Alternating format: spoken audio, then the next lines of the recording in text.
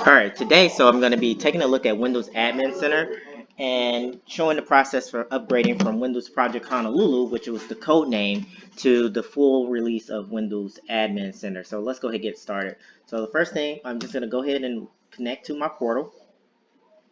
And then you see here, we're still sitting on Project Honolulu Technical Preview, but you see it has a link here that says Update Available. So if you go ahead and click that, that'll actually go ahead and kick you over to the Windows Admin Center. So once you're on the Windows Admin Center website, you can just go ahead and hit the download now and download the current binaries.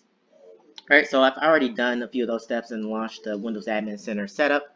So you'll get presented with the licensing agreement. Go ahead and agree to that, or read through it, then agree to it, or not. If you don't agree to it, then go ahead and cancel out. Otherwise, click the checkbox, then click Next.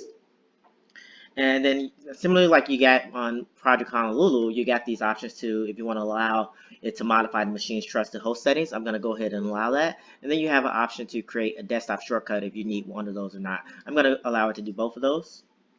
Go ahead, click Next. And then on the next screen, so it's going to go ahead and detect that if you already had Project Honolulu present, it'll go ahead and detect your previous settings. So in my case, I'm running on port 443, and I also already had a certificate assigned. So the thumbprint of the certificate automatically get presented there. So I'm just going to leave everything as is and go ahead and hit install. So this is normally just take a few seconds here for this to uninstall the old one, and then link up your previous settings, stop the services, reconfigure the firewall, all those steps. It normally takes just a few minutes here. So we'll give that a few minutes or a few seconds, and then we'll continue.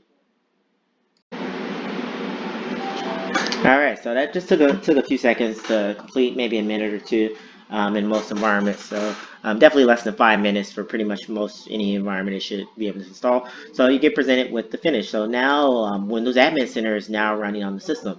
So if we take a look over in services, one thing you'll notice is that Project Honolulu, which is the previous service name, is now gone, and now you have this Windows Admin Center there. So let me go ahead and refresh, make sure it's running. So we see it's running now. So let's just go ahead and try to connect back to that same portal, and let's see what happens. Go ahead, go connect. So the same URL, same credentials, all of that should still be all the same. So as you see, now I'm connected in using those same credentials. All of my connections from the previous release are still here. Didn't have to reconfigure that. My certificate and everything is still good, so didn't have to reconfigure that. And the main visual thing that you notice here at the top is that it now says Windows Admin Center instead of Project Honolulu. So hopefully this video has been helpful for you, and I'll see you in the next one.